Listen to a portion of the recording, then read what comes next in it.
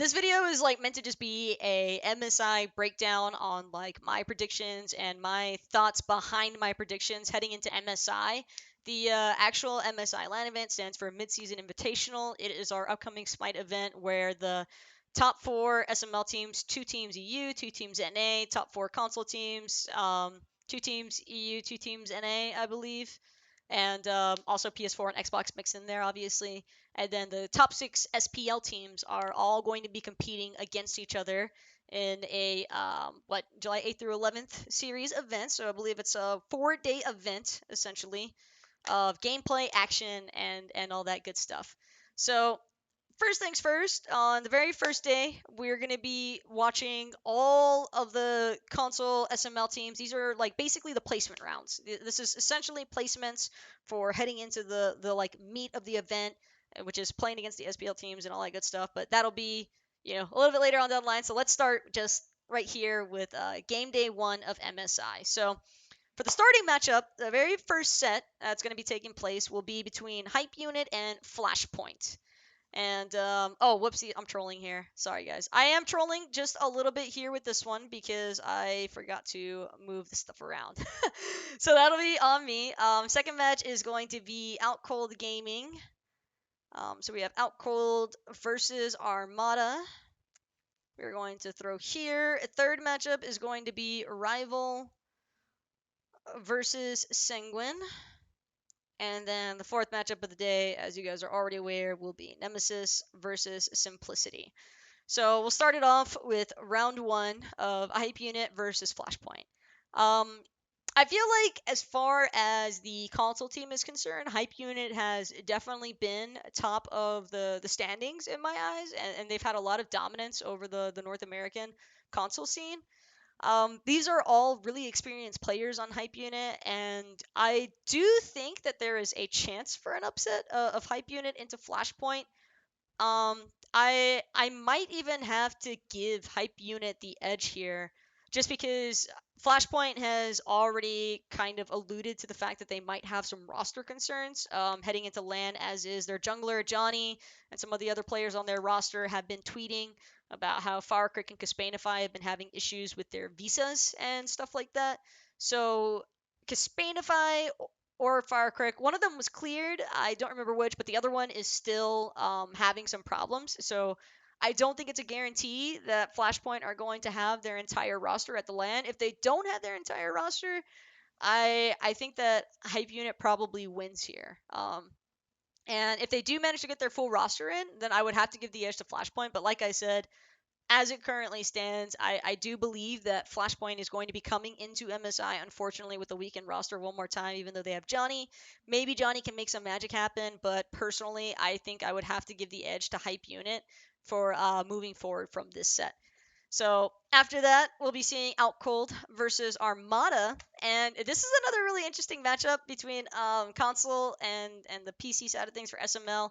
Armada, even after losing Scream and Baskin, while they have shown signs of weakness, I don't think that they're going to be weak enough for Out Cold. I think that these players on Armada, those players being, like Snoopy, Gino, Meerkat, they still have such vast amount of experience, I think, in comparison to some of the players on Out Cold, that I would have to give the edge here to Armada. So I'm expecting out of the first 2 rounds, to essentially wind up with, Hype Unit as our victor from match 1, and then Armada as the victor from round 2. Moving onwards to the third match of that first MSI day, we're going to be seeing the rival console team up against Sanguine, the LATAM North American SML team. And Sanguine, I think, is a team with a lot of drive right now. They have tons of hunger. I think that they're trying to prove that there is more competition outside of just like the European and North American regions. I personally would probably have to give the edge here to Sanguine. I think that from what I've seen, because I've watched all of these games, I've watched all of these teams play multiple times by now. I think Sanguine just has a little bit more consistency. My only concerns maybe being on Panitum and Shinto. Not so much Shinto, though, as it is Panitum. I think that sometimes Panitum can kind of play to the hype of the crowd, and so if he's feeling like really gassed up on himself in a play, for example, it could get the better end of him, and he might go a little bit too flashy. And against a team like Rival, like that's still a very experienced and veteran console roster there for Team Rival. So if Sanguine gives Rival opportunity to punish, then I think Rival can and will. But for the most part, I think that I am definitely expecting Sanguine to come out on top in this set. Um, so yeah, so right now, our first two teams that we have moving forward from their matches, again, just want to reiterate, we got Hype Unit, we got Armada, and we have Sanguine. And last but not least, for game day one, we're going to be wrapping up the day with Nemesis versus Simplicity. And again, I don't necessarily think that Nemesis are going to be completely overwhelmed here, but I do personally believe that Simplicity has just shown way too much. I mean, honestly, they've just been dismantling teams lately in SML towards like the latter end of the phase one portion of the European Minor League. They overtook Flashpoint right at the very end, like that second half of phase one. It just felt like Simplicity took off in comparison to everybody else over there in Europe. I am going to give this set to Simplicity. And with our four winners of the day being Hype Unit, Armada, Sanguine, and Simplicity, we'll be moving forward into MSI Day 2. And day 2 matchups for what we have in the caster document, these are all based off of the predictions from game day 1, the placement days, and things like that. So this first matchup, match 5, winner of match 1 versus the winner of match 2, yada, yada, yada. So you guys understand how I get these names that I have gotten. So it said winner of match 1 versus the winner of match 2. So for this is match 1, this is match 2. So it's essentially going to be Hype Unit versus Armada in my mind. Whoopsies. I gotta switch those two around. And then after that, we'll be seeing the winner of match 3 versus the winner of match 4. We're expecting it to be Sanguine and Simplicity playing off against each other here. Hype Unit, for as much experience as they have on that Xbox roster, I am still skeptical to believe that Armada is going to drop this set to them overall. I know that these are best of threes, and I think that's actually a disadvantage to Hype Unit. I think that if Hype Unit had a best of 5 series to go up against Armada and to familiarize themselves a little bit more so with that team, since Armada, you have to keep in mind, like I said, they lost Scream and Baskin. They've brought in new players to fulfill the roles for like the members that they lost, which is basically solo jungle, but it's still not the same as that Armada that we first saw at the beginning of the split, where we actually believed that Armada was basically an SPL team in SML. And with that in mind, like I was saying, I don't think that this is going to be the same Armada as what we knew for when they played with Meerkat or when they play with Scream and Baskin, but I still believe that they're probably going to be a little bit too much for Hype Unit. It'll be close though. I think that the first couple of matches will definitely be close. I can see this series going all three between the two of them, but it's not going to be a blowout, I don't think. And if Armada don't take Hype Unit seriously, then again, I can see Hype Unit upsetting here. I think that Armada just has to be really on point and clean and understanding of the fact that like no set is really considered a freebie right now at MSI. I think that all of the teams that are coming into MSI all have potential to take games, if not sets, if teams are not careful and aren't giving their opponents enough respect. So we'll keep an eye on it for sure once MSI actually arises from around the corner. But for right now, I would have to personally give my taking to Armada on this one. Next up after that, it'll be Simplicity and Sanguine. Oh boy, man, where to start? Okay, so I'm gonna point out the first thing that's obvious.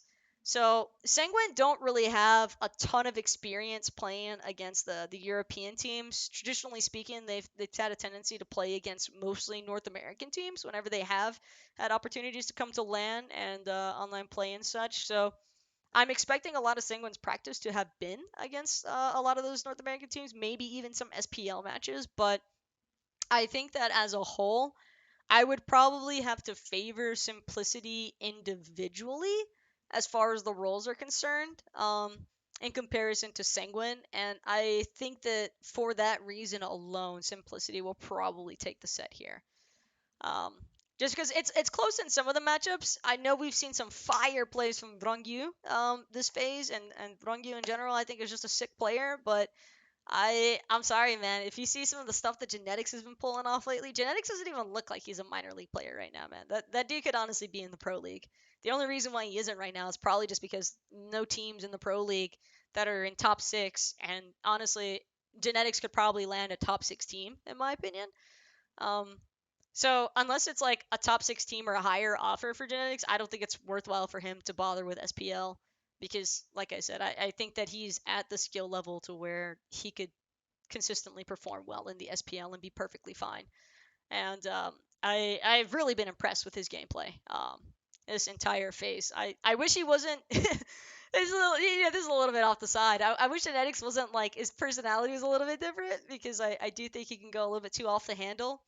Um, but as far as performance is concerned and like in game, I definitely think that the dude has a lot of talent and belongs in the SPL, and will probably wind up in the SPL sometime later on in the year. I really can't call it too early on, but um, and it's not just genetics either. I mean, you're looking at players like Maniac on Simplicity. You're looking at players like Fails who have had previous SPL experience and are now working their ways back into LAN. And you also have to remember that like the core of this team from Simplicity, they used to be in Signum. I mean, Death Banner, Streak Up, like these guys all have been to LAN before. They know what that environment is like. They're familiar with that level of pressure. I know that Sanguine has been in the same position, but not necessarily to the same extent. We saw in Signum consistently taking sets off of more than just one team. Meanwhile, for LATAM, it tends to be more of a maybe they get through day one, maybe they get through, day two, but a lot of times they don't even make it past the day two. And it's not that I think the LATAM players are awful by any means. I just don't think that they get the same extent of practice. Maybe that has changed now since Sanguine being a LATAM team that has had opportunities that I know of to scrim against more NA teams, both SML and SPL. I think that could definitely help them out. I'm just not certain that it will help them out enough to frequently, or I shouldn't say frequently, but like consistently beat out Simplicity throughout a set. Like I see Sanguine taking a game. I don't know if I see Sanguine taking more than just the one game though. But I would not be surprised to see this go best of three. I wouldn't be surprised to see an upset happen here. But I personally have to favor Simplicity in this matchup. So again, that's going to be Armada and Simplicity that I'm expecting to come out of day two here of MSI. And then moving forward, for those of you who don't know, by the way, these two teams, like Armada and Sanguine, Armada and Simplicity are going to play against each other, and then they will ultimately that will finish up placements for days 1 and 2, and then Wednesday, third day of competition that we have up here. This is where we get into the real beefiness of MSI because this is where the SPL teams get introduced. And to start the day off, I mean, it's going to be a pretty steep one. I also didn't cover it, but when Armada play against Simplicity, I think Simplicity takes that set. I think Simplicity is going to be the number one placement team out of the placement rounds. I think Armada is going to be number two, all for the reasons that I just finished elaborating on for Simplicity. In that Simplicity, they're not only the number one European minor league seed, I also think the competition in the European minor league was a little bit closer, and so that might have also given better practice to Simplicity in comparison to what Armada might have gotten out of NA's SML scene for phase one. And I just think that Simplicity, they're not a team that's experienced roster shakeups this phase in comparison to Armada, who has. And while I think Armada is good enough to beat out all these other teams, I don't think that they're going to be able to close it out up against Simplicity. So again, Armada is going to be my placement number two team, and Simplicity is going to be my placement number one team. Just a heads up for you guys. So yeah, that brings us to day three here again at MSI. So for starting off the day, it'll be SPL team number one seed, which is Rival, up against the number two placement team, and that's going to be Armada. Whew, this is where things get pretty tough. I hate to say it, man. I think Armada is going to get destroyed by Rival. Um, not that like Armada are an awful team or anything like that, but I mean, we've all been watching the same SPL. Rival looks incredible right now. Like there's really nothing short of incredible that I could say for this team. Fino K has been absolutely on fire for the vast majority of phase one, and if it's not Fino, it's always somebody else on Rival stepping up to step into his place. And it's kind of incredible when you think about how how much like clockwork Rival really looks like in their sets, because they just feel like a team that is really good at juggling between peel and also initiation.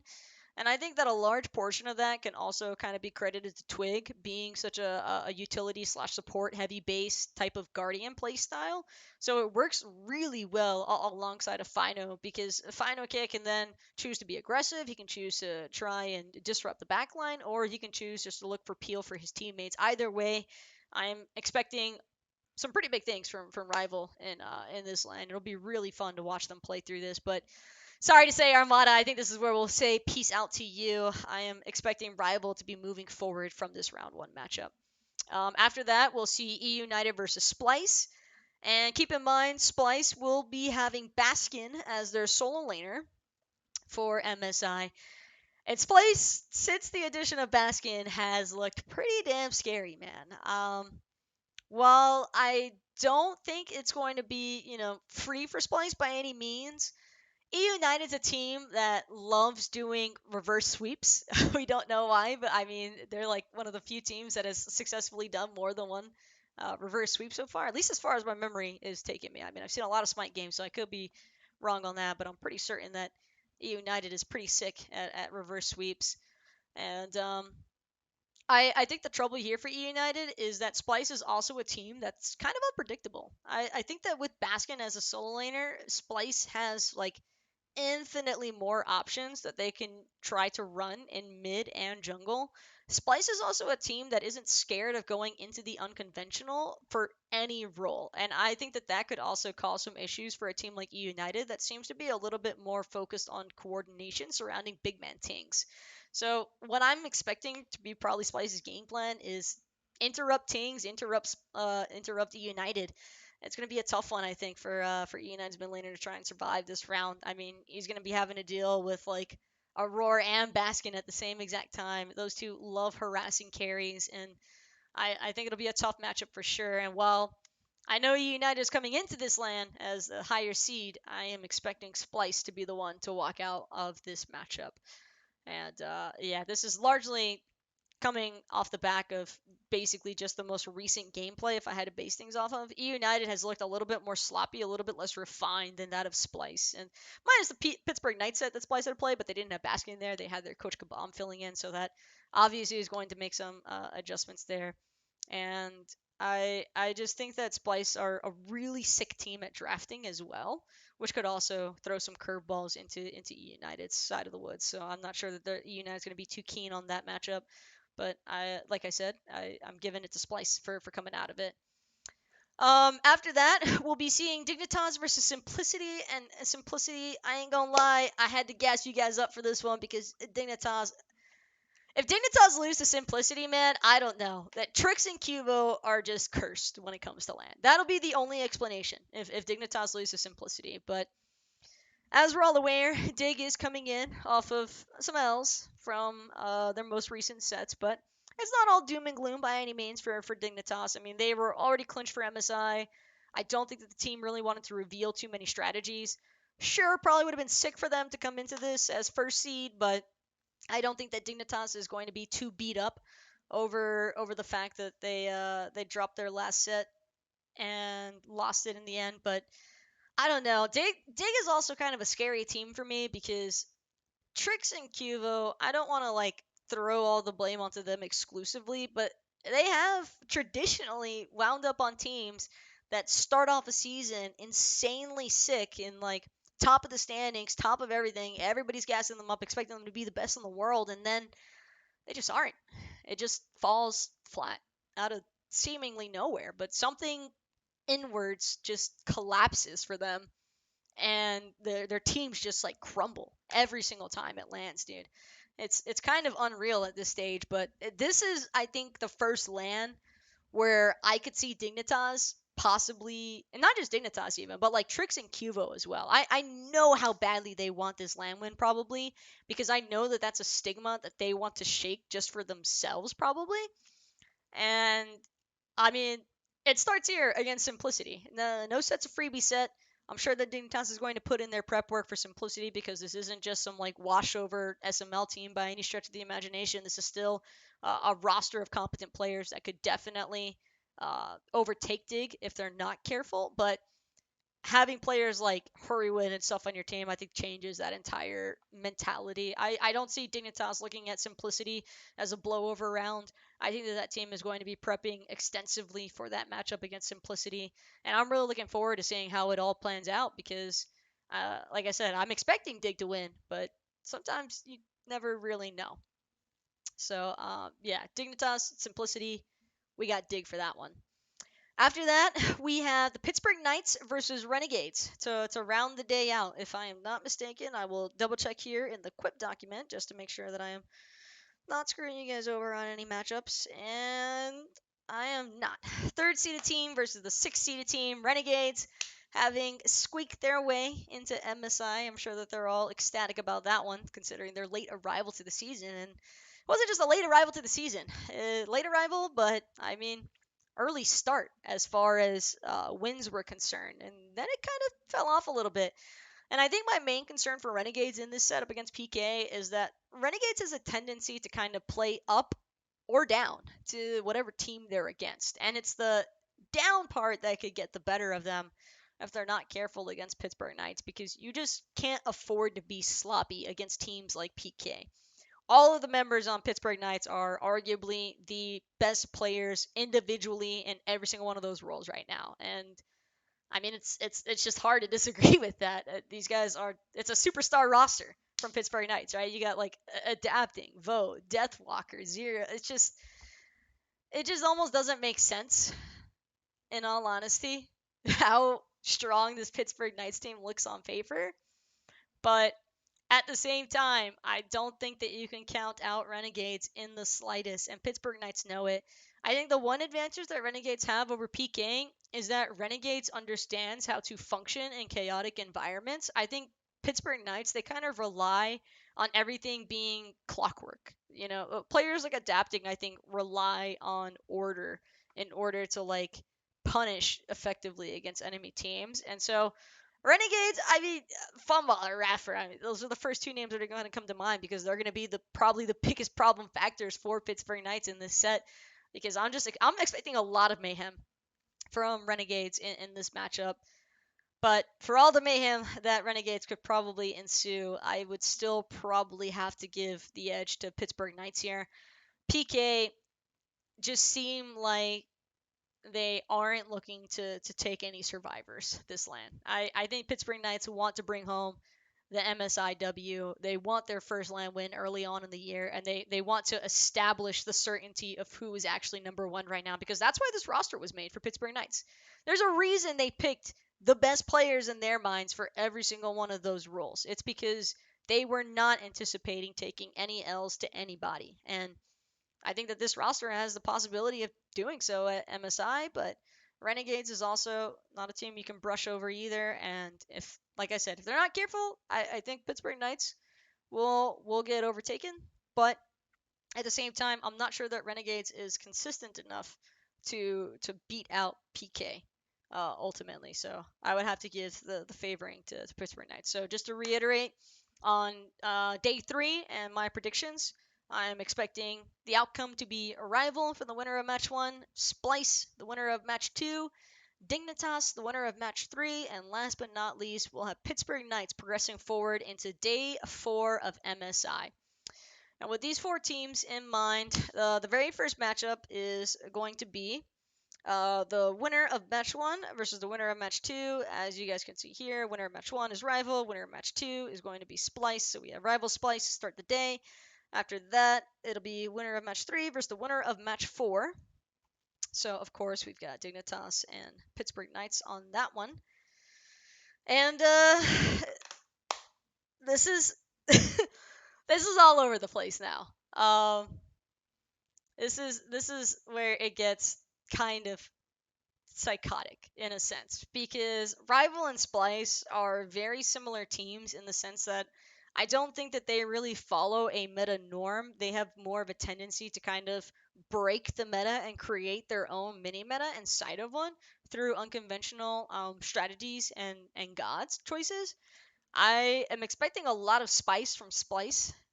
Um, Rival, on the other hand, I think might be a little. I think the problem for Rival is that they're a team with like utility heavy playstyle members on their team, and Splice is a team that has always been really good at killing the front line. So I think that that's going to be very problematic for Rival.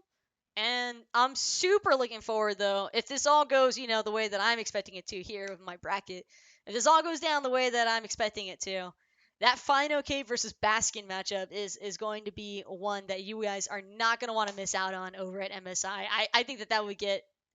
I don't know. I think that's going to be insane watching Baskin versus Fine OK over there in the solo lane. I mean, both really talented individuals, and I guess temporarily, well, whoever wins that match, whoever wins that lane, maybe might even know who's number one in the solo lane right now. At least from that matchup out of those two teams, get some good old fashioned Baskin Final K memes out of it.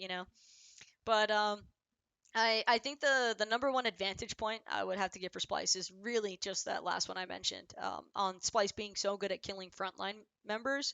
I think that Rival is going to struggle in the drafting against a team like Splice because of that factor, and it could wind up being the primary reason why Splice get the win over them. So leaning towards Splice, but wouldn't count Rival out by any means.